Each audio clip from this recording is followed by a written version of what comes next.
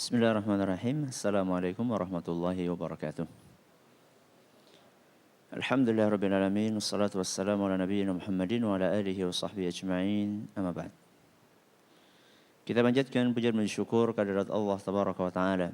Pada kesempatan malam yang berbahagia kali ini, kita masih kembali diberi kekuatan, kesehatan, hidayah serta taufik dari Allah Jalla wa ala, sehingga kita bisa kembali melanjutkan pembahasan tentang tema tak kenal maka tak sayang, sebuah kajian ringan tentang ma'rifatullah yang alhamdulillah pada pertemuan tadi siang ya. Kita udah sampai mana tadi siang?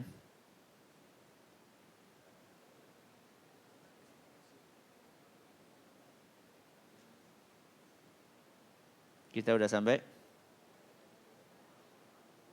Bukunya ketinggalan ya? Belum. Sampai kemana terakhir pembahasan kita? Itu yang akan kita bahas sekarang. Tadi barusan apa? Apa itu? Ma'rifatullah, alias definisi dari mengenal Allah. Salawat dan salam semoga senantiasa tercurahkan kepada junjungan kita Nabi besar Muhammad sallallahu alaihi wasallam, kepada keluarganya, sahabatnya dan umatnya yang setia mengikuti tuntunannya hingga di akhir nanti. Para hadirin dan hadirat sekalian kami hormati, dan juga segenap pemirsa Roja TV dan pendengar Radio Roja, serta para pendengar Radio Insani yang semoga senantiasa dirahmati oleh Allah Azza wa Jalla. Kali ini kita akan memasuki tema jalan menuju ma'rifatullah. Judul ini mengandung makna bahwa ketika seorang akan sampai kepada derajat ma'rifatullah, maka dia harus melalui sebuah perjalanan. Dan perjalanan itu bisa jadi panjang, bisa jadi pendek. Tergantung taufik dari Allah Subhanahu wa ta'ala kepada para hambanya. Ada orang-orang yang membutuhkan perjalanan panjang, dan ada sebagian orang yang mungkin perjalanannya tidak panjang karena memang usianya tidak lama. Ada sebagian orang yang subhanallah dikasih usia sama Allah seumur jagung.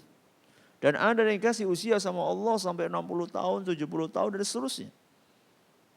Bahkan pada zaman Nabi Nuh alaihi salam, usia mereka berapa tahun? Hampir 1000 tahun, bahkan mungkin lebih dari itu. Karena Nabi Nuh alaihi salam berdakwah alfasanatin illa khamsina ama. 1000 kurang 50. Berapa tuh? 950 tahun. Itu dakwahnya, bukan apanya? Bukan umurnya. Makanya dari dulu sampai sekarang beda-beda. Antara satu manusia dengan manusia yang lain, perjalanan dia untuk mencari dan mengenali Allah berbeda-beda. Alhamdulillah kita mendapatkan keringanan dari Allah Subhanahu wa ta'ala. Rata-rata umur kita, umatnya Nabi Muhammad, berapa? Ma baina sittin ila sab'in. Rata-rata umur kita itu 60 sampai 70 tahun. Rata-rata seperti itu. Wa qalilun, sedikit yang lewat dari umur itu. Maka yang umurnya sudah 59 tahun 9 bulan, ya, harus sudah apa? Siap-siap. Oh berarti anak masih 20 Ustaz, belum siap-siap. Enggak, mati itu enggak kenal usia. Jadi perjalanan seorang untuk mengenal Allah membutuhkan waktu dan proses. Akan tetapi perjalanan yang panjang, kalau tidak kita awali dengan langkah yang pertama tidak akan sampai. Maka bolehlah mungkin masa lalu kita kelam. Akan tetapi kita tidak boleh menyerah dengan masa lalu kita yang kelam. Kita harus mengawali hidup kita yang baru dengan hidup yang lebih nyaman dengan mengenal Allah Subhanahu wa ta'ala. Bagaimana cara kita mengenal Allah Subhanahu wa ta'ala? Dan ini penting sekali tema pembahasannya. Karena ada sebagian orang keliru langkahnya, akhirnya sampainya juga keliru. Kalau dari sini mau ke Jakarta ke arah mana? Timur, barat, selatan, utara. Enggak tahu saya. Kemana? Utara. Kalau jalannya ke utara, insya Allah bakalan sampai. Walaupun mungkin ada yang lama, ada yang sebentar, ada yang macet, ada yang tidak. Tergantung kondisi. Tapi kalau dari awalnya langkahnya sudah salah, mau ke Jakarta jalannya kemana? Ke selatan. Sampainya kemana? Enggak tahu, dari Bogor ke selatan kemana sampainya? Kemana? Bandung. Sukabumi. Pengennya ke Jakarta, sampainya ke Sukabumi karena salah jalan. Ya. Makanya jangan sampai ada yang mengatakan, wah kita kan yang penting kan tujuannya sama, jalannya beda-beda terserah.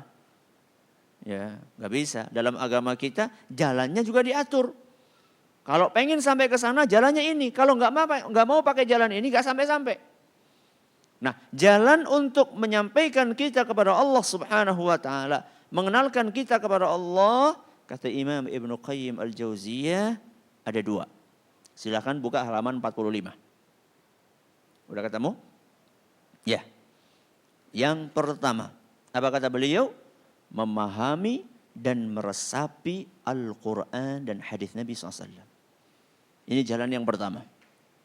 Jadi orang yang pengen sampai mengenal Allah Subhanahu wa taala, maka jalan yang pertama dia harus berusaha memahami dan meresapi isi dari Al-Qur'an dan hadis Nabi sallallahu alaihi wasallam. Ini yang biasa disilahkan dengan ayat-ayat syar'iyyah. Ya, pernah dengar istilah syar'iyyah sama kauniyah. Ini yang pertama ayat syar'iyyah, yaitu memahami isi dari Al-Qur'an dan hadis Nabi sallallahu alaihi wasallam. Nanti kita akan jelaskan penjabarannya. Yang kedua adalah merenungi alam semesta. Ini namanya ayat apa? Kauniyah. Kita awali dari yang pertama terlebih dahulu. Ya, kita ulang. Ada berapa caranya? Ada dua. Yang pertama apa? Ayat-ayat Al-Quran dan hadis Nabi SAW. Yang kedua, alam semesta. Yang pertama, memahami dan meresapi Al-Quran dan hadis Nabi SAW. Alhamdulillah, tidak sedikit di antara kita yang hariannya suka baca Al-Quran. Betul? Betul? Hari ini sudah berapa juz? Alhamdulillah Ustaz, tadi siang banyak banget juznya Ustaz. Ada juz mangga, ada juz. Nah, bukan itu maksud saya. Hari ini sudah berapa juz Al-Quran? Ya. Ada level yang lebih tinggi dari itu. Yaitu bukan hanya membaca tapi memahami apa yang kita baca. Makanya kalau kita cermati isi Al-Quran, kita akan temukan bahwa perintah dari Allah bukan hanya perintah membaca, tapi perintah memahami isi apa yang kita baca. Bahkan dalam sebuah ayat surat Muhammad ayat 24, Allah Subhanahu wa taala berfirman, "Afala yatadabbaruna al-Qur'ana am 'ala qulubin aqfaluha?" Kenapa mereka itu tidak menghayati Al-Quran? Ataukah hati mereka itu sudah terkunci, sudah mati? Jadi seakan-akan digambarkan di sini bahwa orang yang baca Al-Quran dan dia tidak berupaya untuk memahaminya, seakan-akan hatinya ini sudah mati. Na'udzubillahi min dzalik. Makanya kan tidak jarang kita baca Al-Quran itu rasanya kayak gak nikmat banget. Baru dapat setengah halaman sudah apa? Ngantuk. Baca koran berapa halaman? 24 halaman. Enggak ngantuk. Ditemani sama kopi kental. Ditambah dengan apa? Mudah-mudahan enggak di sini ya. Udah enggak ada ya? Alhamdulillah. Alhamdulillah. Enggak tahu kalau di rumah ya, kalau di sini insya Allah enggak. Baca koran 24 halaman. Bolak-balik selesai. Baca Al-Quran baru setengah halaman sudah ngantuk. Bisa jadi kita mengalami masa-masa seperti itu karena kita tidak menikmati apa yang kita baca. Coba sekarang Anda baca buku cerita yang ditulis dengan bahasa yang Anda tidak paham. Enak enggak? Enggak. Ya. Mungkin banyak di antara kita paham bahasa Inggris. Tapi banyak di antara kita enggak paham bahasa Arab. Betul? Betul. Ustaz, buku cerita bahasa Arab emang ada banyak. Saya punya buku cerita ya di rumah saya 25 jilid bahasa Arab. Ya. Kisah tentang ulama sejak zaman abad pertama sampai abad ke-8. Judulnya Siyar A'lamin Nubala. Kisahnya para ulama top Islam. Kita kalau baca enak, seneng. Karena apa? Karena paham. Tapi kalau orang yang gak bisa baca, enak gak bacanya? Gak enak. Ini apa ini ya? Ya. Karena gundul. Karena gundul. Ustadz, jangankan gundul, gondrong aja gak bisa kita.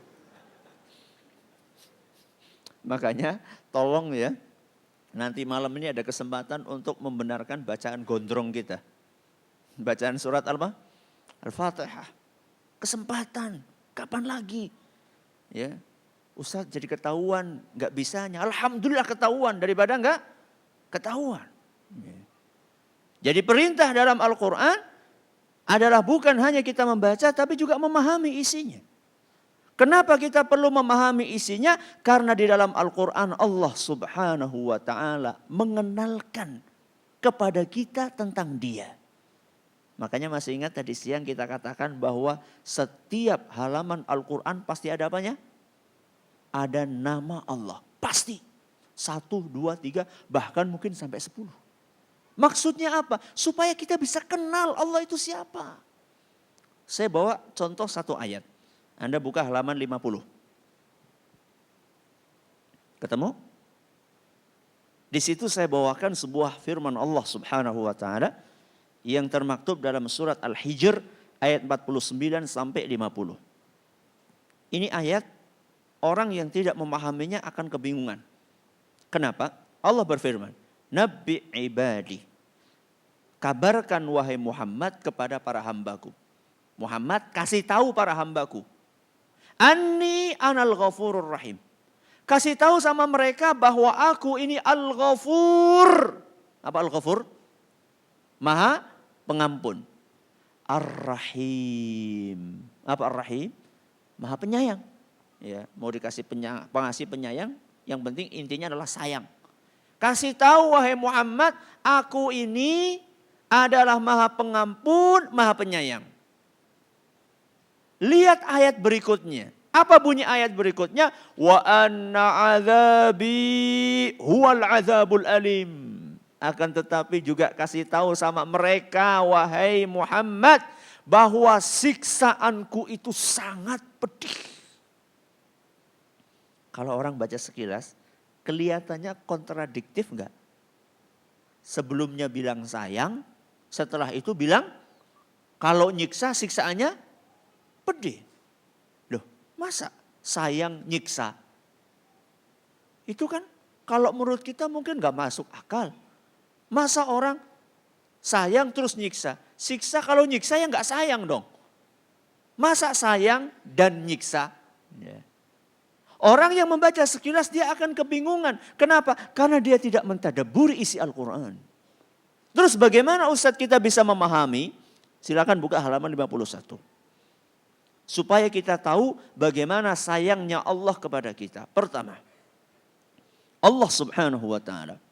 Sayangnya Allah kepada kita, Allah ciptakan kita lahir ke muka bumi ini dalam bentuk sempurna. Alhamdulillah. Dikasih kita tangan, dikasih kita kaki, dikasih kita mata sama Allah. Seluruh organ kita disempurnakan oleh Allah Subhanahu wa ta'ala. Dan nanti insya Allah ketika kita membahas poin yang kedua, kita akan jelaskan firman Allah. Laqad khalaqnal insana fi ahsani taqwim. Telah kami ciptakan manusia dalam bentuk yang sempurna. Setelah kita diciptakan oleh Allah dalam bentuk yang sempurna, Allah sediakan seluruh kebutuhan kita di muka bumi ini. Mau apa aja ada di muka bumi ini. Mau makan buah-buahan dari segala jenis warna ada. Segala jenis rasa ada. Mau buah yang manis, yang kecut, yang pahit. Apalagi? Manis, kecut, pahit. Kecut ya Pak Asem sama aja. Ya. Mau makanan jenis apa saja ada. Mau minuman yang manis, yang kecut, yang pahit, ada semuanya. Disediakan semuanya sama Allah. Apakah cukup Allah hanya menyediakan makanan dan minuman? Tidak. Allah sediakan di muka bumi ini. Allah ajarkan kepada kita jalan yang seharusnya kita titi di muka bumi ini. Bagaimana Allah mengajarkan jalan itu kepada kita? Allah subhanahu wa ta'ala utus para nabi, para rasul. Allah turunkan kitab-kitab suci sebagai buku panduan kita semuanya. Cuman sayangnya tidak sedikit di antara kita yang menjadikan kitab panduan itu sebagai pajangan di rumahnya. Ada enggak buku panduan dijadikan apa? Pajangan. Ada? Ada. Begitu masuk ruang tamu, oh, Masya Allah ini 30 juz nih. Ya, dipigura dengan sangat indahnya. Di setiap rumah, setiap kamar dikasih ayat kursi. Kenapa ini Pak? Buat ngusir setan. Terus buku panduan yang ini, yang dalam bentuk buku ini, mushaf Al-Quran di mana? Masya Allah ada itu di bifet kita. Masih kinclong. Bahkan bungkusnya masih ada. Ya. Inilah bentuk kasih sayang saya kepada Al-Quran. Dan inilah mahar yang diberikan oleh suami saya dahulu ketika melamar saya. Seperangkat alat sholat. Sampai sekarang masih kelihatan baru karena nggak pernah dibuka. Ada yang lebih parah lagi. Ya kalau itu kan ketahuan tempatnya. Ada yang lebih parah dari itu. Al-Quran di mana? Di mana ya? Lupa naruhnya. Jangan-jangan di na'udzubillah min dzalik, di kolong ranjang. Jadi Allah subhanahu wa ta'ala ya, menjelaskan kepada kita bahwa Allah itu sayang antara lain dengan menunjukkan kepada kita jalan yang benar. Nih kalau mau ke surga jalannya lewat sini. Para nabi, para rasul jelaskan. Gak cukup hanya seperti itu, Allah subhanahu wa ta'ala motivasi kita. Allah kasih tahu nih kalau misalnya beramal saleh, maka satu amal saleh minimal pahalanya berapa? Minimal pahala amal saleh berapa? 10. Makanya Nabi SAW mengatakan barang siapa yang membaca alif lam mim dapat berapa pahala? Alif lam mim. Berapa ini? 3 kali 10. Berarti Anda membaca alif lam mim sudah berapa pahala? 30 pahala. Berarti kalau baca Bismillahirrahmanirrahim berapa pahala? Gak pernah ngitung ini. Bismillahirrahmanirrahim berapa huruf? Berapa? 19. Berarti sekali kita membaca Bismillahirrahmanirrahim berapa pahala yang kita dapat? 190. Dan itu masih bisa di-upgrade pahalanya. Sampai 700. Berarti ketika orang berinfak di jalan Allah, Allah sebutkan dalam Al-Quran, Mathalul ladzina yunfiquna amwalahum fi sabilillahi kamathali habbatin ambatat sab'a sanabila. Orang yang berinfak di jalan Allah seperti orang yang menanam satu butir benih. Kemudian dari satu butir benih itu tumbuh 7 batang. Wa fi kulli sumbulatin mi'atu habbah. Setiap batang ada 100 benih lagi. Berarti berapa? 700. Berarti orang beramal satu pahalanya bisa 10 sampai 700. Bahkan ada pahala yang tidak ada batasnya. Apa itu? Puasa. Selain puasa apa lagi? Sabar. Lihat bagaimana Allah subhanahu wa ta'ala sayangnya sama kita. Dimudahkan jalan ke surga. Nih kalau beramal soleh pahalanya sampai 10 minimal 700 bahkan lebih dari itu. Tapi giliran dosa. Satu dosa, satu maksiat berapa dosanya? 1. Kalau nggak jadi ditulis. Lihat bagaimana Allah subhanahu wa ta'ala memudahkan bagi kita. Nih jalan ketaatan. Ini jalan maksiat. Sama Allah subhanahu wa ta'ala cukup satu perbuatan maksiat dosanya ditulis 1. Tapi kalau beramal soleh, satu amal soleh 10 minimal sampai 700 sampai lebih. sayangnya Allah kepada kita. Cukup sampai di situ? Tidak. Allah subhanahu wa ta'ala sudah mudahkan seperti itu. Jalan maksiat dipersulit, jalan amal soleh dipermudah. Tapi ada juga di antara hamba Allah yang maksiat ditabrak. Larangan Allah dilakukan. Perbuatan ibadah ditinggalkan. Akhirnya dia berbuat maksiat. Sama Allah masih dikasih kesempatan untuk membersihkan dosa-dosanya di mana? Di dunia. Dengan apa? Taubat. Berapa kali kita boleh bertaubat sehari? Berapa kali? Berapa kali? Anda berbuat salah sehari 10 kali. Kemudian taubat sama Allah diterima enggak? Diterima enggak? Diterima. Anda punya pembantu sehari berbuat kesalahan 10 kali. Diterima enggak?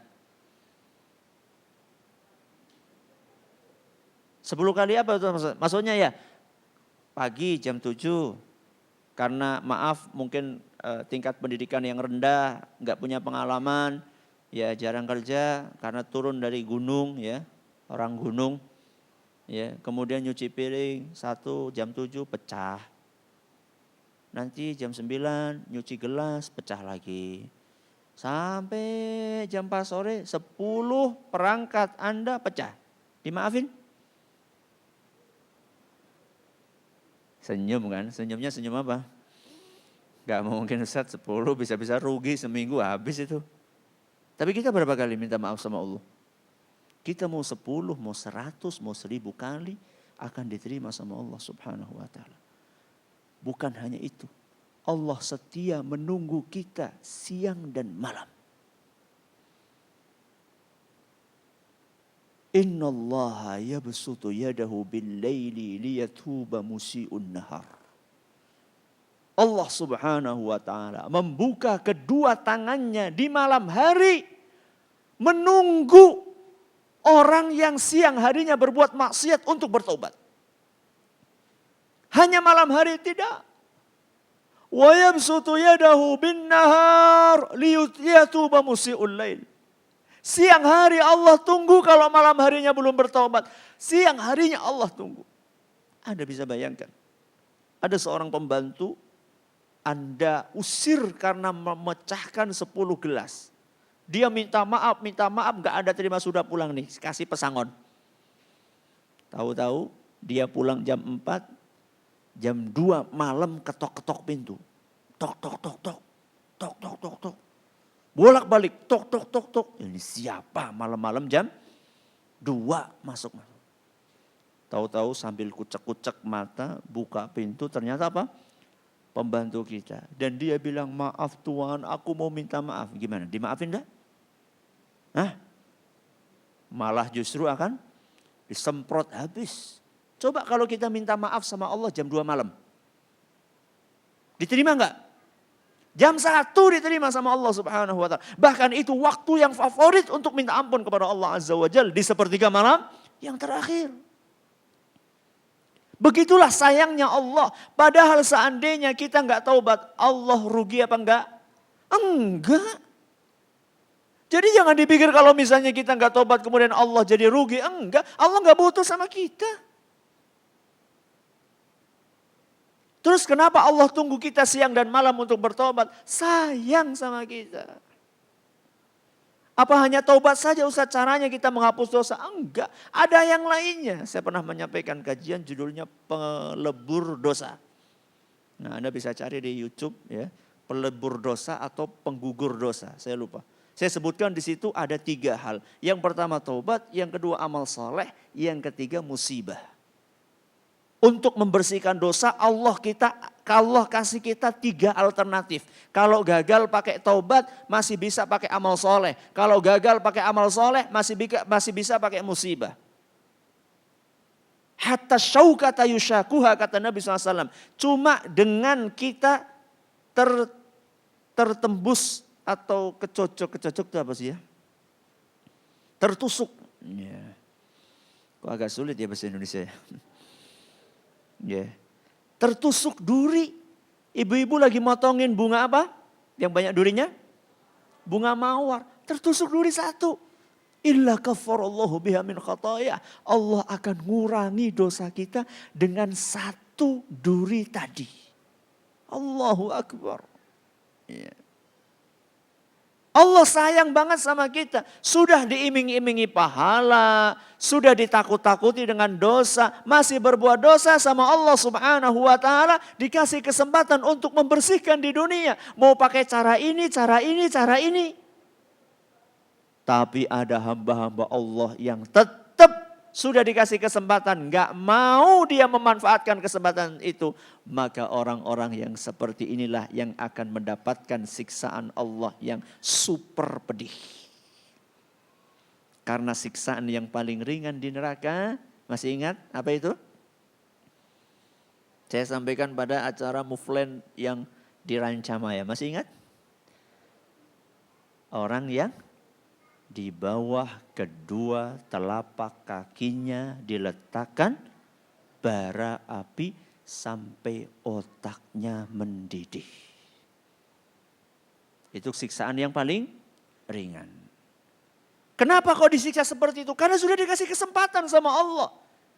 Sudah ada Rasul, sudah ada Al-Quran, sudah ada Ustadz, sudah ada Mubalik, sudah dimudahkan amal saleh, sudah dipersulit dosa. Kalaupun berbuat dosa sudah dikasih kesempatan, gak cuma satu cara, ada banyak cara. Bahkan sebelum meninggal dunia kalau dia bertaubat akan diampuni sama Allah subhanahu wa ta'ala. Sebesar apapun dosa yang dia lakukan.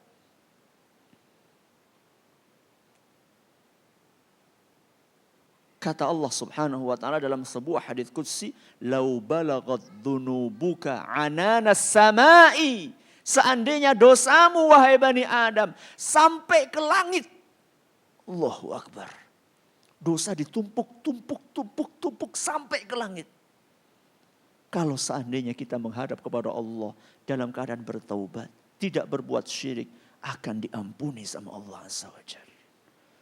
Sudah dikasih kesempatan seperti itu, gak mau tobat juga. Ya sudah, memang layaknya masuk ke mana? Ke neraka dengan siksaan yang tadi disampaikan. Ustaz, kalau sudah kadung masuk neraka Ustaz, masih ada peluang dapat kasih sayang Allah? Masih ada. Allahu Akbar. Makanya diceritakan di dalam sebuah hadis yang sahih, bahwa orang yang terakhir masuk surga adalah orang yang terakhir keluar dari mana? Neraka. Sudah masuk neraka masih bisa dikeluarkan lagi. Dan saking lamanya di neraka, sampai dia itu dikeluarkan dalam keadaan sudah jadi arang. Tahu arang? Arang. Ya, sudah jadi arang, saking lamanya di neraka, dikeluarkan sama Allah subhanahu wa ta'ala. Begitu keluar ini kan harus masuk surga. Maka dia harus jadi manusia lagi. Sama Allah subhanahu wa ta'ala dimasukkan ke dalam sungai. Namanya sungai kehidupan. Dari sungai kehidupan itu kemudian tumbuh. Sampai jadi manusia asli seperti awalnya baru masuk surga. Cuman dikasih sisa stempel dikit di jidatnya. Sisa hitam-hitam dikit. Supaya apa? Beda, ini residivis. Mantan. Ustaz, gimana Ustaz? Ya mending masuk surga. Ya, daripada enggak masuk surga. Tapi kalau bisa ya kita jangan jadi apa? Residivis. Ya, sudah.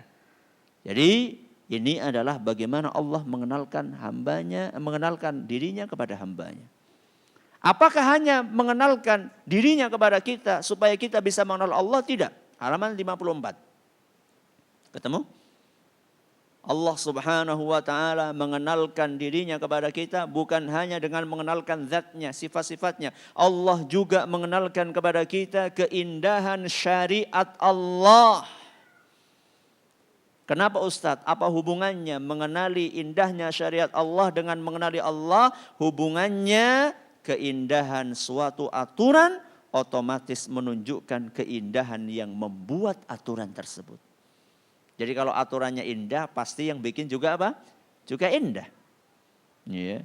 Kalau sesuatu keren, berarti yang membuat juga apa? Keren. Ya.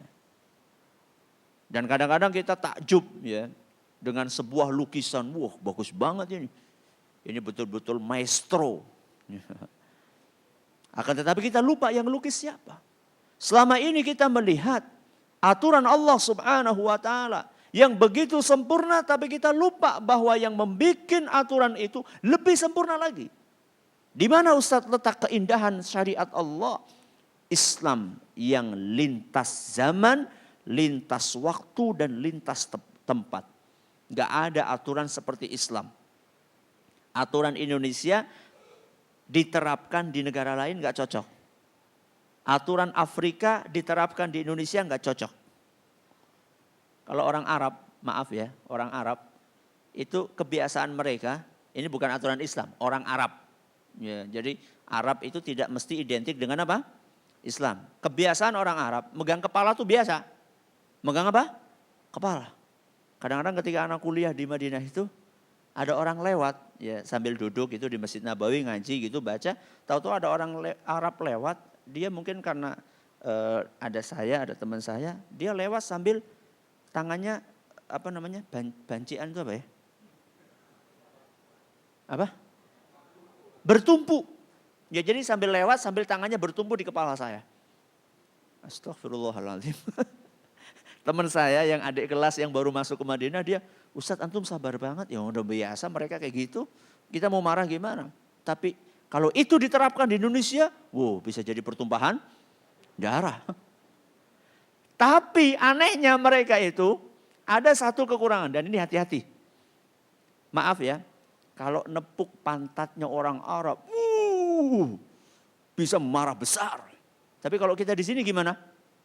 Biasa kita sama anak kita plok. Yang ditepuk apanya? Pantatnya. Tapi kalau sama orang Arab, bisa heboh itu. Ya. Jadi aturan orang sana sama orang sini beda. Tapi kalau aturan Islam mau diterapkan di Indonesia, mau diterapkan di Amerika, mau diterapkan dulu, sekarang, masa akan datang, akan tetap bisa diterapkan. Dan itu beda dengan aturan-aturan undang-undang yang dibikin sama manusia. Kalau undang-undang yang dibikin manusia ada revisinya enggak? Ada. Baru bikin undang-undang dikit, masukin ke MK. Ya. Oh ini enggak cocok, ganti. Belum lagi direvisi, besoknya direvisi lagi. Tahun depan revisi lagi. Itu bikinan manusia. Kalau aturan Allah Subhanahu wa taala tidak ada revisinya. Ya, itulah Islam. Makanya kan tidak ada istilah Al-Quran edisi revisi. Al-Quran dulu sampai sekarang sama. Sampai akhir zaman sama. Edisi revisi nggak ada. Ya. Itulah salah satu keindahan Islam. Salah satu keindahan aturan Allah. Dan ini menunjukkan Allah luar biasa. Karena Allah mengetahui apa yang terbaik buat manusia sekarang, besok, dulu dan yang akan datang. Sampai hari kiamat. Makanya aturan Allah ini dibikin sama Allah mudah banget. Itu Allah sebutkan dalam Al-Quran. Surat Al-Baqarah ayat 185. Halaman 57. Ya, surat Al-Baqarah ayat 185 di situ Allah Subhanahu wa taala berfirman, yuridullahu bikumul yusra wala yuridu bikumul usr. Allah itu pengen kemudahan. Allah tidak ingin kesulitan buat kalian. Makanya lihat ajaran Islam. Gampang dibandingkan dengan ajaran sebelumnya. Kalau ajaran sebelumnya, saya kasih contoh ya. Di kalangan Bani Israel, syariat terdahulu, kalau baju kena najis, nggak akan bisa disucikan kecuali diapain? Dipotong tempat yang kena najisnya. Dan Anda bisa bayangkan, berarti dalam sehari kita harus motong nambal. Ya, motong nambal. Dan rata-rata maaf, yang kena najis paling sering baju apa celana? Celana, berarti kan celana kita bolong setiap hari. Habis itu tambal lagi, bolong tambal lagi. Itu dalam syariat sebelumnya. Dalam agama kita enggak, dalam agama Islam cukup dibersihkan sampai hilang bekasnya. Cukup seperti itu. Di dalam agama lain, kalau mau tobat harus menghadap kepada pemuka agama sambil bayar apa? Bayar duit. Ya, tergantung pemuka agamanya ini rakus apa enggak. Kalau rakus bayarnya banyak. Kalau enggak rakus bayarnya dikit. Di dalam agama Islam kalau mau tobat harus kayak gitu? Enggak, cukup sama Allah Subhanahu wa taala, cukup. Di antara kemudahan syariat Allah Subhanahu wa taala, dan itu menunjukkan Allah Subhanahu wa taala maha sempurna, adalah Allah tidak membebani seorang hamba kecuali sesuai dengan kemampuannya. Makanya kita tahu persis, berdiri ketika sholat hukumnya rukun, wajib apa sunnah? Berdiri ketika sholat hukumnya rukun, wajib apa sunnah? Subhanallah. Anda sudah sholat berapa tahun? Berdiri ketika sholat bagi yang mampu, hukumnya rukun, wajib apa sunnah? Yang bilang rukun angkat tangan. Yang bilang wajib angkat tangan. Yang bilang sunnah angkat tangan. Ada 2 anak. Yang benar yang ngomong rukun. Rukun itu artinya apa Ustaz? Rukun itu kalau ditinggalin sholatnya batal. Itu namanya rukun. Kalau wajib ditinggalin dalam keadaan tidak mampu atau lupa masih bisa diganti dengan sujud sahwi. Kalau sunnah ditinggalin gak apa-apa. Rukun. Berdiri ketika sholat hukumnya rukun. Kalau ada orang bisa berdiri, mampu untuk berdiri, kemudian melakukan sholat wajib dengan duduk, maka batal sholatnya. Kalau dia mampu. Lihat sesuatu yang rukun seperti ini. Kalau ada orang gak mampu sholat sambil berdiri, dapat dispensasi untuk sholat sambil apa? Duduk. Ustadz gak bisa duduk Ustadz. Karena bisulen. Ya sudah gak bisa duduk, cukup dengan apa? Berbaring. Ustadz berbaring sulit juga Ustadz. Gak bisa berbaring, cukup pakai isyarat. Isyarat apa Ustadz? Mau isyarat tangan, mau isyarat mata boleh. Gimana Ustadz? Isyarat tangan tuh gimana Ustadz? Jadi kalau misalnya takbir berarti tangannya harus kayak gini Ustadz. Terus kalau ruku tangannya harus kayak gini Ustadz. Kalau sujud terus tangannya kayak gini Ustaz. Enggak harus. Isyarat itu cuma sedang pakai telunjuk saja. Allahu Akbar digerakin. Terus kalau mau ruku gimana Ustaz? Gerakin lagi. Allahu Akbar. Jarinya aja, jarinya digerakin. Ustaz kalau nggak bisa gerak, pakai kedipan mata cukup. Allahu Akbar, kedip. Nanti kalau mau ruku Ustaz, Allahu Akbar lagi. Berarti dari ruku sama takbiratul ihram nggak boleh kedip-kedip Ustaz. Boleh. Tapi tergantung niatnya kedipnya tadi. Ya, kalau kedip-kedip hanya sekedar kedip-kedip karena panas, karena apa namanya perih, nggak apa-apa. Tapi kan kedipnya bukan niat untuk gantiin ruku, sujud, enggak. Apa ada syariat yang lebih mudah seperti ini? Makanya kalau ada orang sudah dikasih keringanan berdiri boleh duduk, duduk boleh berbaring, berbaring boleh isyarat. Sudah dikasih keringanan seperti itu, enggak sholat juga ini orang harusnya disolatin. Keringanan dalam agama kita. Kemudahan di dalam agama kita. Contoh kemudahan yang lain. Ini kisah yang nyata. Kejadian pada zaman Nabi SAW. Saya bawakan kisahnya. Hadis riwayat Bukhari dan Muslim. Saya bawakan redaksi Arabnya sekalian. Supaya kita yakin benar kejadian ini terjadi pada zaman Nabi SAW. Anda tahu salah satu hal yang membatalkan puasa di bulan Ramadan adalah maaf selain makan dan minum apa? Berhubungan suami istri. Dan ini adalah level kesalahan yang terberat. Tahu Anda apa akibatnya? Kalau orang lagi puasa membatalkan puasanya dengan hubungan suami istri siang-siang. Lihat kisah ini. Ja'a rajulun ila Nabi sallallahu alaihi wasallam faqal. Pada suatu hari datang seseorang kepada Nabi SAW sambil berkata, halaktu ya Rasulullah, mati aku wahai Rasul. Halaktu itu aku binasa, gampangannya mati aku wahai Rasul.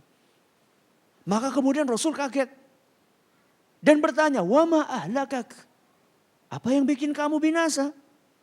Maka dia mengatakan, waqa'tu ala imra'ati fi Ramadan. Wahai Rasul, aku ini berhubungan suami istri dengan istriku ketika siang-siang bulan Ramadan. Ya, ini kesalahan besar, makanya dia datang-datang langsung mengatakan apa? Mati aku. Karena dia tahu persis ini resikonya berat. Maka kemudian Nabi SAW mengatakan, hal tajidu ma tu'tiqu raqabah. Nabi sebutkan denda yang pertama yang harus dilakukan. Kamu punya duit enggak untuk memerdekakan budak? Ya, saat itu masih ada apa? Budak. Budak harganya berapa? Tergantung harganya. Ya, memerdekakan manusia, membeli manusia kemudian dibebaskan. Mahal itu. Ratusan juta, dari mana duit dia? Maka kemudian dia mengatakan, la, saya enggak mampu wahai Rasul. Enggak punya duit untuk memerdekakan budak. Maka kemudian Nabi SAW menurunkan levelnya. Maka beliau bertanya, fahal tastati'u an tasuma syahraini mutatabi'in. Kalau kayak gitu kamu mampu enggak puasa 2 bulan berturut-turut, tidak boleh ada jedanya. Ya Rasul, aku enggak mampu Rasul. 1 hari saja aku batal. Enggak kuat aku wahai Rasul melihat istriku cantik. Maka aku enggak kuat. Bagaimana saya harus puasa 60 hari wahai Rasul? 1 hari aja batal. 60 hari berturut-turut itu maksudnya adalah kalau batal sehari ngulangi lagi dari pertama. Anda bisa bayangkan, sudah 59 hari. Ternyata di hari yang ke-59 batal. Maka dia harus ngulangi dari pertama kali lagi. Itu maksudnya 60 hari berturut-turut. Maka dia langsung angkat tangan. Lah wahai Rasul, gak mampu wahai Rasul. Maka kemudian Nabi SAW menurunkan grade-nya. Fahal tajidu ma tut'imuna sittina miskina. Kamu gak bisa ini. Gak bisa ini, sudah kalau kayak gitu. Kamu punya makanan di rumah untuk ngasih makan 60 orang miskin. Itu level berikutnya. Jadi kalau gak bisa memerdekakan budak, maka turunkan apa tadi? Puasa 60 hari. Kalau gak mampu, sudah. Kalau kayak gitu ente cari beras di rumah, bagi kasih makanan 60 orang. Wahai Rasul gak punya, subhanallah. Akhirnya kemudian Nabi SAW pergi. Dan orang ini duduk. Ya Allah, anak mau diapain ini sama Nabi SAW. Ternyata Nabi SAW sebentar datang sambil membawa keranjang isinya korma. Isinya apa? Korma. Kemudian Nabi SAW katakan sambil beliau meletakkan keranjang yang isinya korma tadi. Beliau bersabda, tasaddaq bihadza. Nih, aku kasih kamu modal, korma 1 apa? Keranjang, ente kasih makan 60 orang miskin yang ada di kampung kamu. Masya Allah. Sudah berapa? Melanggar, malah dapat apa? Korma. Ente bagi-bagi kepada 60 orang miskin di kampung kamu. Apa jawaban orang tadi? Afqara minna. Wahai Rasul, dibagi kepada siapa? Aku ini udah paling miskin wahai Rasul. Di kampungku ini gak ada yang lebih miskin dari aku wahai Rasul. Aku bagi-bagi sama siapa? Aku ini yang paling miskin wahai Rasul. Maka kemudian Nabi SAW dhahik. Nabi ketawa hatta badat anyabuhu. Sampai gigi beliau itu kelihatan. Saking lucunya menurut Nabi SAW. Sudah dikasih modal, dibagi orang miskin. Wahai Rasul, siapa? Saya yang paling miskin, wahai Rasul. Maka kemudian Nabi SAW mengatakan sambil kata apa? Sambil ketawa, idhab fa'at'imhu ahlak. Ya sudah, pergi kamu, ini korma buat kasih makan keluarga kamu. Anak istrimu. Subhanallah. Ada gak kemudahan dibandingkan kemudahan yang diberikan sama Rasul SAW ini? Ustaz, kalau kayak itu besok gak apa-apa Ustaz. Gak apa-apa. Itu bagi orang yang tidak mampu. Kalau mampu ya lihat aja puasa berapa hari.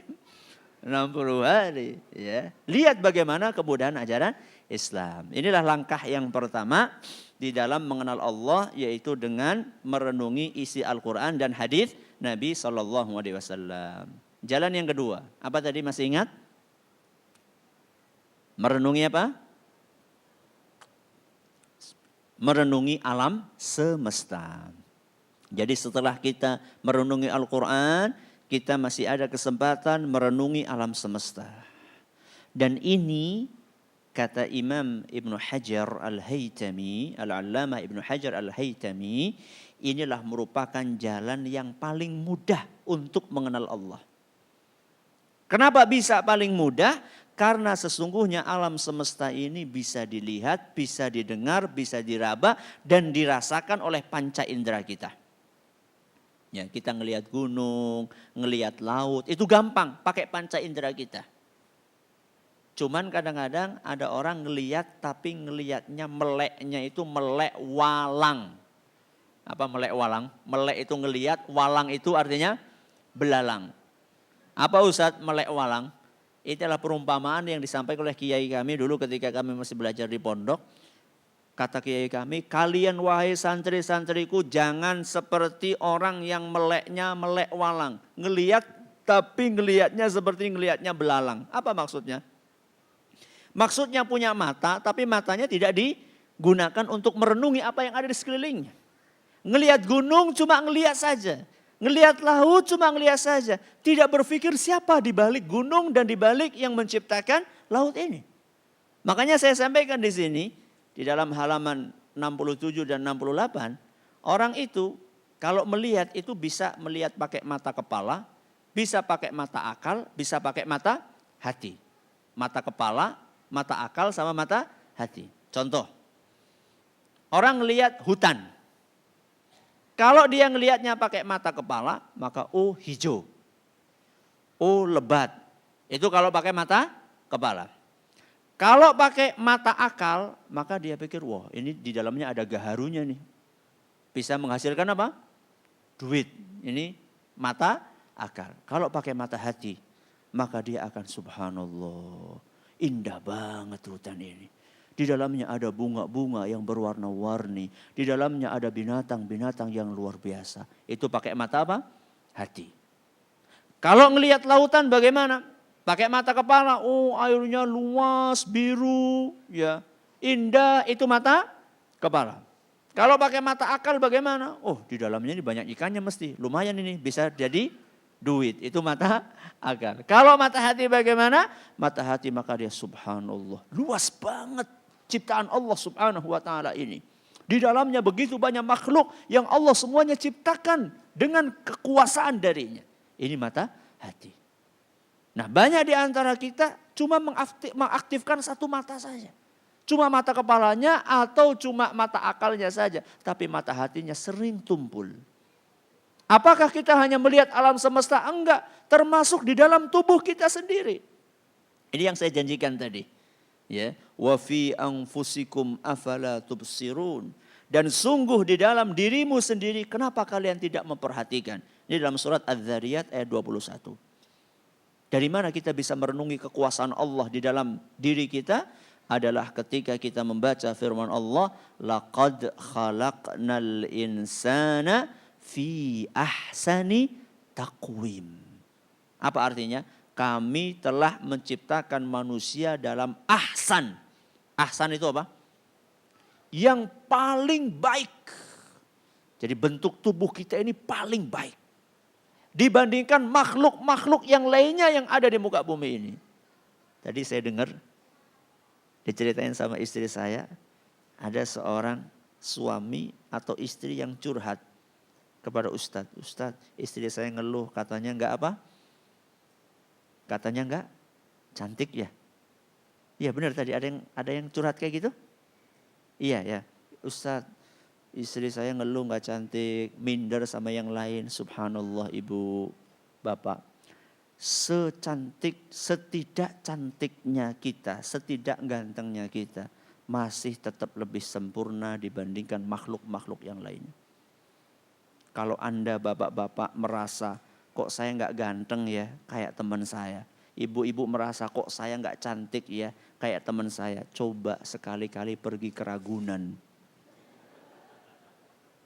Kemana? Ke Ragunan. Anda tanya kepada penjaga Ragunan. Pak, bang tolong dong carikan monyet yang paling ganteng. Itu bapaknya yang nanya. Ibunya, mas tolong carikan monyet yang paling cantik. Oh ini mas ini yang paling ganteng nih. Sudah, kemudian setelah itu Anda bawa apa tadi? Bawa cermin terus ngaca bareng. Senyum bareng. Kira-kira ganteng siapa? Hah, monyetnya? Astagfirullahaladzim. Tetap Anda yang paling ganteng. Manusia itu bentuknya sempurna. Cuman kitanya yang gak bersyukur. Ada sebuah kisah menarik. Saya dengar salah satu dari kajian yang disampaikan oleh Ustaz Syafiq bahasa lama. Judulnya hujan setahun dihapus kemarau sehari. Hujan setahun? Ya seperti itu judulnya. Kayaknya kebalik ya. Kemarau setahun dihapus hujan sehari. Tapi judulnya kayak gitu tulisannya. Gak tahu saya, mungkin saya yang salah atau keliru yang ngasih judul atau memang judulnya seperti itu. Ada satu kisah beliau sampaikan di situ. Kata beliau, ada seorang ibu melahirkan di rumah sakit. Dengan melalui perjuangan yang berat, alhamdulillah bayi tersebut lahir. Lahir dalam keadaan sehat walafiat. Maka dokter tadi langsung mendatangi ibunya. Alhamdulillah ibu, bayi ibu cantik banget. Tidak kurang suatu apapun. Ingin ngasih kabar gembira. Ternyata begitu dengar kata-kata dokter bayi ibu cantik. Ibu tadi langsung nangis. Ustaz, bayi saya perempuan lagi Ustaz.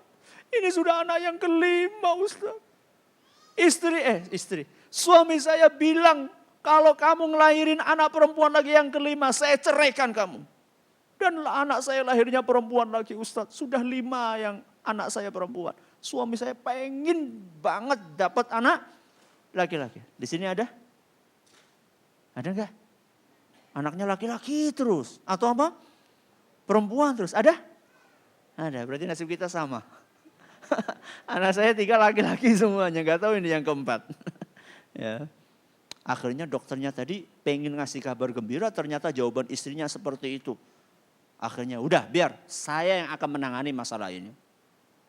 Akhirnya dokter tadi keluar, suaminya belum tahu anaknya laki-laki apa perempuan. Suaminya mungkin di luar udah doa ya Allah laki-laki ya Allah laki-laki, ya Allah laki-laki. Udah minta terus pokoknya. Akhirnya bapak itu dipanggil. Tentunya di luar ruangan. Ya. Bapak alhamdulillah Pak. Anak bapak alhamdulillah laki-laki. Alhamdulillah laki-laki dok. Bener dok? Iya tapi. Tapi apa dok? Tapi gak ada matanya. Gak ada telinganya. Mulutnya gak ada. Telinganya gak ada. Hidungnya gak ada.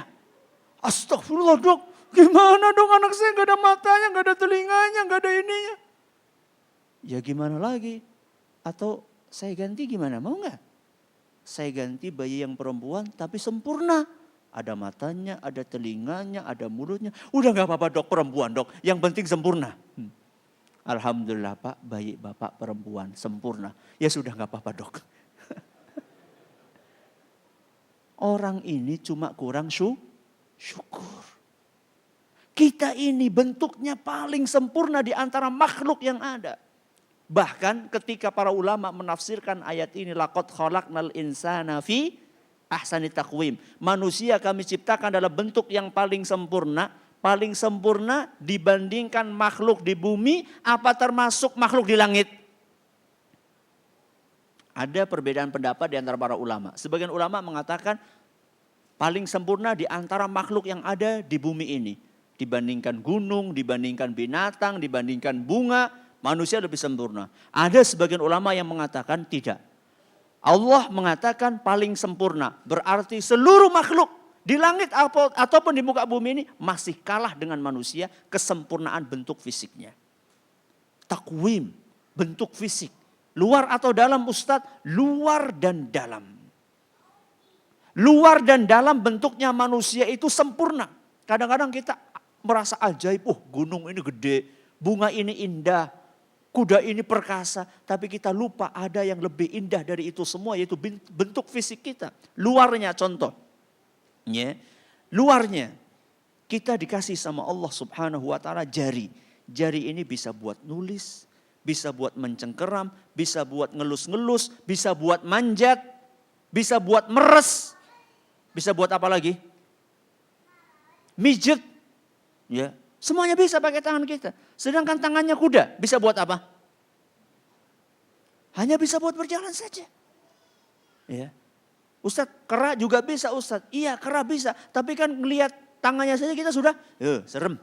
Banyak apanya? Banyak bulunya, geli. Kita Masya Allah sempurna. Jari kita ini dibikin sama Allah Subhanahu wa ta'ala. Ukurannya nggak sama. Ada yang panjang, ada yang pendek, ada yang besar, ada yang kecil. Ini adalah bentuk kesempurnaan. Masa kita mau berpikir, Ustadz kayaknya ini nggak proporsional. Ini kalau misalnya dibikin semuanya sama gimana Ustadz? Itu namanya jari bebek. Sama Allah sengaja dibikin ada yang kecil, ada yang besar, ada yang panjang. Itu masing-masing punya fungsi. Jempol, fungsinya apa? Kalau ngambil pensiunan. Perlu apa? Cap jempol. Kalau nggak ada jempolnya mana ada cap apa? Cap kelingking, nggak ada jempol. Ada jari telunjuk. Gunanya apa? Nunjuk-nunjuk. Lu berdiri lu. Angkat tangan. Saya Ustadz. Mana ada orang angkat tangan? Saya Ustadz. Nggak ada. Terus ada jari apa? Jari tengah. Ini paling panjang. Paling panjang dibandingkan yang lainnya, paling istimewa. Makanya coba lihat, Anda lihat jari Anda yang paling panjang apa? Jari tengah. Kelebihannya jari manis. Apa kelebihannya? Manis. Karena tempatnya cincin. Makanya namanya jari manis. Kelingking paling kecil tapi fungsinya paling krusial. Apa tadi? Buat apa? Buat ngupil. Ngupil aja? Enggak. Buat korek kuping. Mana ada korek kuping pakai jempol. Ada lagi, ini orang kampung tahu ini. Yang ketiga, selain buat ngupil, buat korek kuping, ada satu lagi. Buat apa? Hanya orang kampung yang tahu. Nyari telur ayam. Maaf ya, ini yang tahu cuma orang kampung. Jadi orang kampung itu kalau pengen tahu ayamnya sudah mau telur atau tidak, maka dia akan masukkan jari kelingkingnya kemana? Ke bagian belakang. Dilihat ini ada enggak? Gak mungkin pakai jempol, gak masuk. Subhanallah. Jari kita ini masing-masing ada fungsinya. Dan ini kalau disatukan bisa menjadi sebuah kekuatan. Ya, ini kita baru bicara jari, belum kita bicara telinga. Telinga kita ini bukan hanya ajaib dari fungsinya saja, termasuk penampakan luarnya. Lihat bagaimana Allah ciptakan telinga ini, dikasih tulang sama Allah, tapi tulangnya enggak kayak tulang apa ini namanya? Ini namanya apa? Betis. Juga tidak Allah ciptakan tanpa tulang. Coba Anda bayangkan, kalau misalnya Allah kasih telinga ini tulang, kita telinga ini ada tulangnya enggak? Ada. Kalau misalnya tulangnya ini dibikin kayak tulang betis, kalau kita mau tidur gimana? Sakit kan? Tapi kalau enggak ada tulangnya gimana? Ewer-ewer. Anda bisa bayangkan, subhanallah, semuanya ini Allah bikin proporsional. Makanya wajar seandainya Allah katakan laqad khalaqnal insana fi ahsani taqwim. Mata kita proporsional, warnanya ada hitamnya, ada putihnya. Coba kalau warnanya hitam semua. Atau sebaliknya kalau warnanya putih semua, serem kayak hantu. Besarnya proporsional, enggak dibikin kayak bola kasti, enggak dibikin kayak kedelai, proporsional. Inilah Allah Subhanahu wa taala ciptakan mata kita. Apakah hanya bentuknya? Enggak, fungsinya. Ada alisnya, ada apanya? Ini apa namanya? Ada bulu matanya, makanya gak usah dikerik. Ya, ada ibu-ibu Masya Allah, udah cakep-cakep dikerik, digambar. Nanti kalau pas wudu lagi cuci muka gak ada alisnya, serem. Ya. Udah seperti apa adanya saja. Laqad khalaqnal insana fi ahsani taqwim. Ya. Fungsinya termasuk juga kedip dalam satu hari mata kita ini kedip lebih dari 9.000 kali. Allahu Akbar. Fungsinya adalah ngeluarin apa? Ngeluarin kotoran yang masuk. Sudah dikasih saringan sama Allah, ada alis, ada bulu mata supaya debunya nggak masuk. Kalaupun ada yang lewat, Allah kasih mata air mata. Yang kedip-kedip keluar. Inilah ajaibnya ciptaan Allah subhanahu wa ta'ala. Ini kita baru ngomong luar, kita belum ngomong dalam. Kepala kita bagaimana, jantung kita bagaimana. Jantung kita ini subhanallah Bapak Ibu yang kami hormati. Ini kayak pompa mesin. Setiap hari tugasnya siang malam adalah dia terus berdetak untuk memacu darah dan nutrisi. Oksigen dan nutrisi ke seluruh tubuh kita. Dan Anda perlu tahu bahwa jantung kita itu setiap menit yang normal itu dia akan berdetak 60 sampai 100 kali. Setiap apa? Menit. Berarti dalam satu hari satu malam jantung kita ini berdetak 100.000 kali. Padahal dia berdetak berapa tahun? Tergantung usianya, 60 tahun, 63 tahun, setiap hari 100.000 kali. Dan kalau dihitung-hitung untuk memompa, katanya bisa memompa 2.000 galon. Kalau diisi air itu jantung ini akan bisa ngeluarin 2.000 galon air. Ini jantung kita, ukurannya berapa? 300 gram. Perempuan 200 gram. Sekitar 12 cm kali 9 cm. Kecil banget. Coba cari. Anda cari pompa air dengan harga yang paling mahal. Kemudian Anda nyalakan 24 jam kali 30 hari. Apa yang terjadi? Jebol. Jantung. Belum kita bicara tentang otak. Otak kita ini kalau kita buka. Na'udzubillah min dzalik. Saya punya teman. Punya jamaah pengajian, dia ini kerjaannya spesialis bedah syaraf. Syaraf dia apa? Di bedah. Dia pernah cerita, Ustaz saya ini kalau lagi bedah syaraf kepala orang. Itu pertama kali kepalanya dia apa? Dibuka, batoknya ini dibuka. Setelah itu kemudian saya cari ini yang rumit yang mana. Dan di dalam otak kita ada sel-sel syaraf otak, namanya neuron. Namanya apa? Neuron. Dan di dalam otak kita itu ada miliaran neuron. Jadi tugas saya Ustadz, ini kalau sudah rusak, saya buka kepalanya, kemudian saya sambung, ini disambung sampai sini. Kok belum aktif juga, saya cari, coba disambung sama yang di sini. Kadang-kadang Ustaz saya itu pusing Ustaz. Ini kok udah disambung sana sini, nggak hidup-hidup juga. Akhirnya saya bingung Ustaz, saya sholat Ustaz. Terus kepalanya gimana? Ya dibuka aja Ustaz. Astagfirullahaladzim. Makanya kalau orang mau operasi buka kepala itu harus tanda tangan dulu. Tanda tangan siap menerima apapun hasilnya. Jadi luar biasa otak kita ini. Ya. Dan di dalam otak manusia ini kalau misalnya satu hari dimasukkan 10 data per detiknya. Anda bisa bayangkan. Satu hari diinput data 10 per detiknya ke dalam otak kita.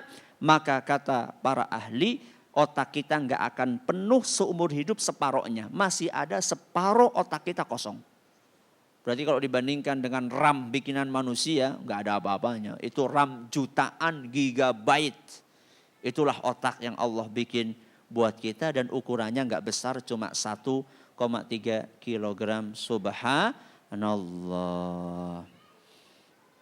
Selesai kajian kita malam hari ini dan besok insya Allah kajian terakhir kita yaitu poin yang juga tidak kalah pentingnya halaman 81 apa yang harus dikenal dari Allah Subhanahu wa ta'ala. Ada pertanyaan? Silahkan. Ya.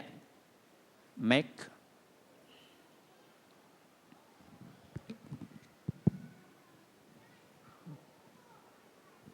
Assalamualaikum warahmatullahi wabarakatuh. Waalaikumsalam warahmatullahi wabarakatuh. Ustadz, sebagai kita manusia sebagai hamba Allah adalah makhluk, dan di mana sesuai syariah Islam telah mengajarkan kita bagaimana kita berakhlak. Nah, akhlak kita kepada manusia sudah ada. Bagaimana akhlak kita kepada Allah?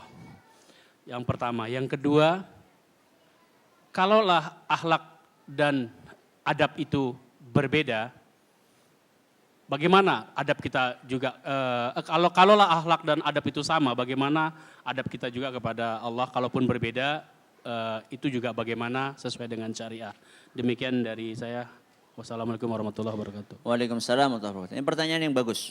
Ya. Sebagian orang itu ketika dengar akhlak, dikiranya akhlak itu melulu hanya hubungan manusia dengan manusia. Ini keliru. Akhlak itu cakupannya lebih luas. Makanya ketika membaca sabda Nabi SAW, innama bu'ithtu liutammima makarimal akhlak. Aku ini diutus hanya untuk menyempurnakan akhlak mulia. Nabi diutus hanya untuk menyempurnakan akhlak mulia. Ketika baca hadis ini, bingung. Loh, katanya agama Islam itu yang paling penting tauhid. Kenapa kok Nabi diutus hanya untuk akhlak? Ini karena tidak memahami makna akhlak. Akhlak itu lebih luas daripada hubungan manusia dengan manusia. Akhlak itu mengatur hubungan manusia dengan Allah Subhanahu wa taala dan mengatur hubungan manusia dengan sesama manusia, bahkan hubungan manusia dengan binatang, dengan tumbuhan dan seterusnya. Saya pernah jabarkan hal ini dalam kajian silsilah, apa judulnya? Rahman? Akhlak di Jensut, apa judulnya? Tagnya? Kajian apa? Kajian adab dan akhlak. Kalau nggak salah seri keberapa ya? Kalau nggak salah seri yang awal-awal lah, ketiga, keempat, kelima gitu ya. Cari aja di YouFeed, di youfeed.tv atau di YouTube, cari aja apa tadi kajian apa? Kajian adab dan akhlak. Saya jelaskan di situ akhlak kepada Allah seperti apa, akhlak kepada manusia, akhlak kepada binatang, akhlak kepada tumbuhan, akhlak kepada air yang ada di hadapan kita, akhlak kepada lingkungan hidup. Itu saya jelaskan semua satu persatu. Kemudian akhlak kepada manusia, saya jabarkan sedikit akhlak kepada suami, akhlak kepada istri, akhlak kepada anak, akhlak kepada orang tua, akhlak kepada tetangga, akhlak kepada teman, akhlak kepada non-muslim. Itu saya jelaskan di situ. Terus apa maksud akhlak kepada Allah? Akhlak kepada Allah maksudnya adalah kita bagaimana beretika, beradab kepada Allah di dalam beribadah kepadanya. Dan akhlak kepada Allah yang tertinggi adalah mengikhlaskan ibadah kita hanya kepada Allah atau yang diistilahkan dengan tauhid. Jadi tauhid itu bagian dari akhlak, yaitu akhlak kita kepada siapa? Kepada Allah. Beda enggak antara akhlak sama adab? Mirip. Ya, akhlak sama adab mirip. Cuman biasanya kalau kita dengar istilah adab itu adab makan, adab apa? Tidur, adab bertetangga. Kalau akhlak itu mungkin lebih cenderung kepada ikhlas, tawadu, ya, kemudian dermawan, itu lebih identik dengan seperti itu. Jadi sebenarnya ada kemiripan antara adab dengan akhlak, sehingga saya bikin kajian adab dan akhlak, karena memang mirip antara adab dan akhlak. Kadang-kadang saling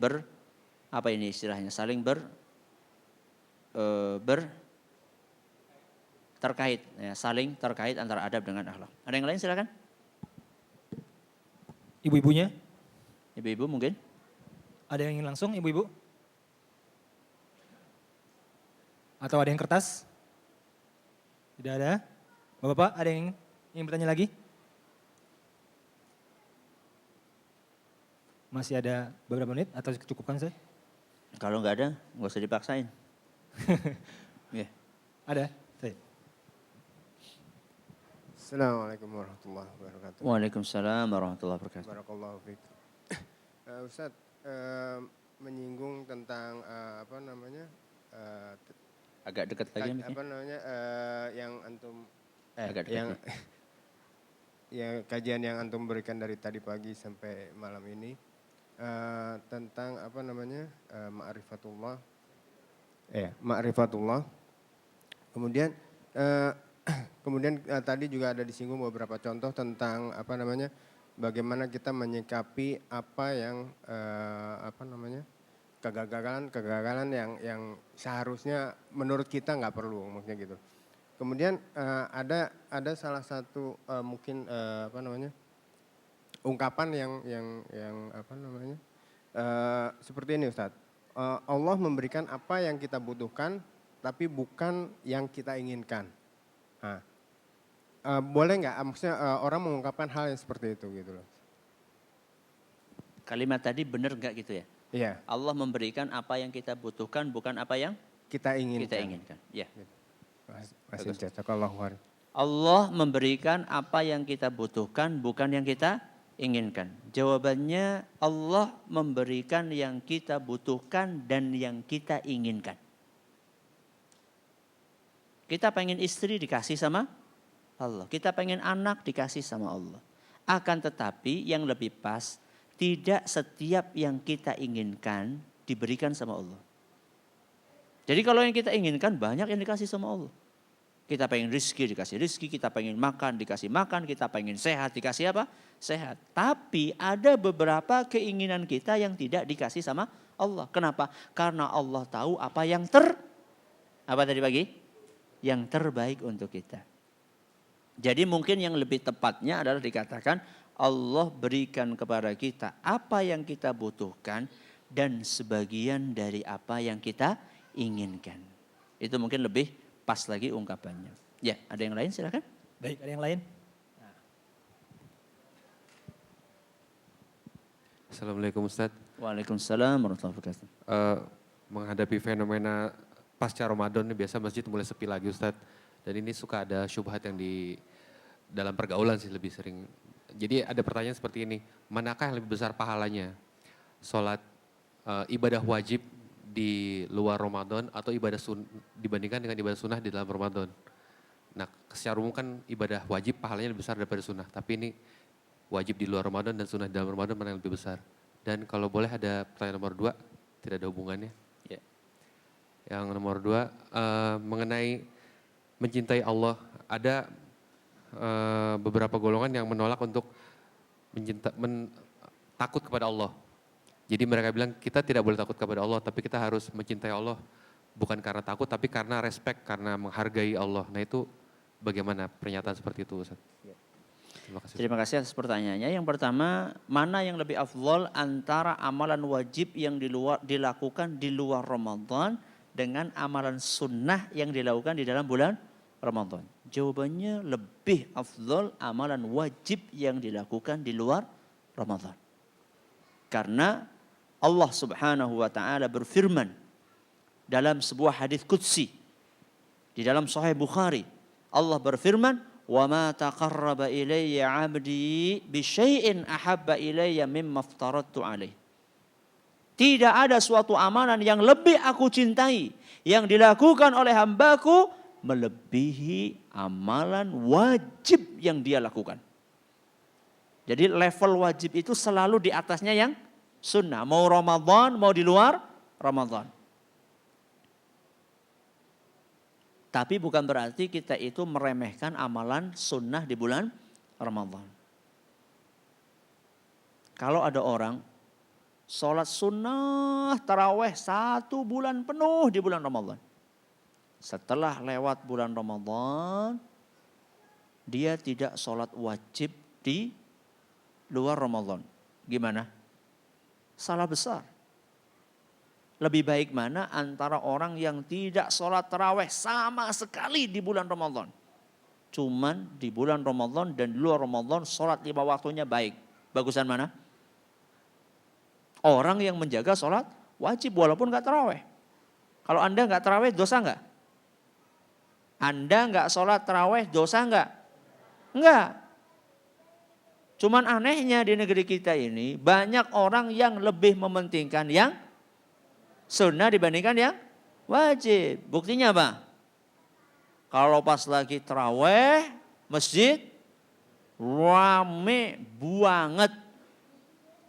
Kalau pas zuhur sepi banget. Itu namanya salah kaprah. Berarti intinya wajib tetap lebih tinggi dibandingkan sunnah walaupun di bulan Ramadan. Kemudian ada sebagian orang mengatakan kita ini gak perlu takut sama Allah. Kita ini cukup cinta aja sama Allah. Kalau ada orang ngomong seperti ini, maka kita katakan ente ini lebih istimewa dibandingkan Nabi SAW atau tidak? Rasulullah SAW takut sama Allah. Rasulullah SAW takut sama Allah. Maka beliau mengatakan, inni atqakum wa akhsyakum lillah. Aku ini kata Nabi SAW orang yang paling takwa dan paling takut kepada Allah dibandingkan kalian. Rasul saja takut. Masa kita enggak takut? Akan tetapi rasa takut kita kepada Allah tidak membuat kita menjadi putus asa. Dan rasa cinta kita kepada Allah, rasa harap kita kepada Allah tidak bikin kita ngelunjak. Makanya harus apa tadi? Harus balance. Ini kan kajian ini, kajian Rancamaya. Saya pernah menyampaikan kajian judulnya apa? Motor ibadah. Ini kajian Rancamaya. Ya beberapa, kapan ya Rancamaya kapan ya? Setahun yang lalu kira-kira ya. Yaitu silakan Anda bisa cari rekamannya, judulnya motor ibadah. Ya, jadi motor ibadah ada 3. Yang pertama rasa takut, yang kedua rasa harap, yang ketiga rasa cinta. Imam Ibnu Qayyim menyebutkan bahwa 3 ini, motor 3 ini, pendorong ini, rasa takut, rasa cinta dan rasa harap. Takut kepada siksaan Allah, cinta dengan Allah Subhanahu wa taala karena kebaikannya, dan rasa harap ingin masuk surga Allah. 3 ini motor ibadah seorang hamba. Itu diumpamakan oleh Imam Ibnu Qayyim seperti seekor burung yang terbang dengan kedua sayap dan kepalanya. Kalau ada burung sayapnya satu nggak bisa, maka dia terbangnya akan miring-miring. Kalau nggak ada kepalanya nggak bisa terbang. Nah, 3 motor ini kata Imam Ibnu Qayyim seperti kedua sayap seekor burung dan kepalanya. Sayap kanan adalah rasa cinta kepada Allah, rasa harap kepada Allah. Sayap kiri adalah rasa takut kepada Allah, dan kepala adalah cinta seorang hamba kepada Allah Subhanahu wa taala. Dan kalau salah satunya timpang, maka perjalanannya tidak akan lancar. Anda cari di kajian judulnya motor ibadah. Ada yang lain silakan? Ya. Assalamualaikum warahmatullahi wabarakatuh. Waalaikumsalam warahmatullahi wabarakatuh. Tadi Ustadz sampaikan ketika seseorang punya dosa setinggi langit, kemudian dia di akhir hayatnya bertobat, bisa diterima tobatnya oleh Allah. Tapi ada juga orang yang ketika dia hidup berusaha untuk beribadah dengan baik, tapi karena di akhir hayatnya mendapat cobaan-cobaan yang berat, mungkin penyakit yang sangat berat, malah berakhir dengan futur atau tidak mampu melaksanakan kewajiban-kewajibannya. Bahkan sholat mungkin sampai ditinggalkan Ustadz karena beratnya cobaan tersebut. Nah, ini bagaimana kiatnya atau doa yang bisa kita panjatkan kepada Allah sehingga akhir hayat kita itu husnul khotimah Ustadz. Terima kasih. Itu hadis yang disampaikan oleh Nabi SAW. Terima kasih atas pertanyaan. Itu hadis yang subhanallah serem. Ya. Beliau mengatakan, innal abda la ya'malu bi'amali ahli jannah. Ada manusia yang hidupnya amal soleh terus kelihatannya. Hatta ma yakunu bainaha wa bainahu illa dhira'un. Sampai jarak antara dia dengan surga cuma 1 jengkal saja. Fayasbiqu alaihi alkitabu fayamalu bi'amali ahli nari fayadkhuluha. Sampai dia ini tinggal 1 jengkal, bentar lagi mau mati. Ternyata dia ini berbuat maksiat besar. Sampai akhirnya, akhir hidupnya su'ul khatimah dan masuk ke dalam neraka jahanam. Ini serem banget ini hadis Nabi SAW. Bagaimana Ustaz supaya kita terhindar dari yang seperti itu? Hidupnya sunnah, amal soleh, sholat jamaah. Ternyata akhir hidupnya ditutup dengan berbuat maksiat. Sampai akhirnya ditutup dengan su'ul khatimah, akhir yang jelek dan masuk neraka. Ini supaya kita terhindar dari seperti itu bagaimana Ustaz? Kita simak hadisnya dengan lengkap. Hadisnya ini lengkapnya disebutkan dalam riwayat Ahmad bahwa orang ini beramal soleh selama hidupnya fima yabdulin nas. Penampilan lahiriahnya doang. Alias dia ini baik luarnya, jelek dalamnya. Rajin infak, rajin sholat tapi nggak ikhlas. Sukanya pamer. Kalau dia berinfak nggak ada yang muji, dia kemudian ngeper. Ya. Ketika dia sholat, ya kelihatan tekun gitu ke masjid. Nggak ada yang, Masya Allah Pak Haji ke masjid. Nggak ada yang nyapa kayak gitu, besoknya nggak ke masjid. Jadi dia itu cuma baik luarnya saja, dalamnya bobrok. Inilah yang menyebabkan orang tadi menjadi su'ul khatimah. Maka bagaimana Ustaz supaya kita bisa husnul khatimah? Perbaiki luar dan dalam kita. Karena ibadah itu sumbernya dari mana? Dari hati kita. Dan ini saya sampaikan dalam kajian judulnya Pilih Kasih Penyakit. Dan ini juga kajian Rancamaya. Ya, kajian Rancamaya saya nyampaikan 2 materi, motor ibadah sama pilih kasih. Yang menyampaikan Ustaz Zaid. Menyampaikan Ustaz Zaid. Makalahnya ada, pilih kasih penyakit, bukunya ada. Enggak tahu panitia nyediain enggak buku itu pilih kasih penyakit? Mana panitia? Enggak. Ya. Ada itu bukunya. Pustaka terbitan Pustaka Tunas Ilmu. Kayaknya masih ada deh. Antum tanya deh sama panitianya, insya Allah ada. Ya. Pilih kasih penyakit, di situ saya sebutkan bahwa sumber permasalahan adalah di dalam hati seorang hamba. Makanya kalau kita pengen husnul khotimah, jangan cuma memperbaiki penampilan luar kita. Tapi juga perbaiki dalaman kita juga. Jangan cuma kita memperbaiki cara kita sholat, ruku, sujud saja. Oh kalau sujud yang benar kayak apa, ruku kayak apa, angkat tangan kayak apa. Jangan berhenti di situ. Tapi juga berusaha untuk memperbaiki isi hati kita. Ikhlasnya, khusyuknya. Itulah yang akan membuat seorang dengan izin Allah subhanahu wa ta'ala bisa husnul khatimah. Dan saya berdoa kepada Allah bi asma'il husna wa sifatihil ula. Semoga yang hadir semuanya di sini bisa husnul khatimah. Allahumma amin. Satu lagi pertanyaan. Assalamualaikum Ustaz. Waalaikumsalam warahmatullahi wabarakatuh. Mohon maaf jauh dari tema Ustaz, cuman agak ganjel Ustaz. Masalah safar Ustaz, kalau di hari Jumat ya, saya pernah dengar kalau Jumatannya itu tidak apa artinya kita tidak perlu sholat Jumat ya, diganti dengan sholat zuhur karena sholat Jumat pun tidak akan diterima. Nah, pertanyaannya kalau misalnya kadang-kadang tuan rumah itu kan pengetahuannya juga tidak kurang misalnya, dia mengajak kita sholat Jumat. Ya kan? Kalau misalnya kita sholat Jumat untuk menghargai dia, terus kemudian kita mengulang lagi sholat zuhurnya gimana Tad?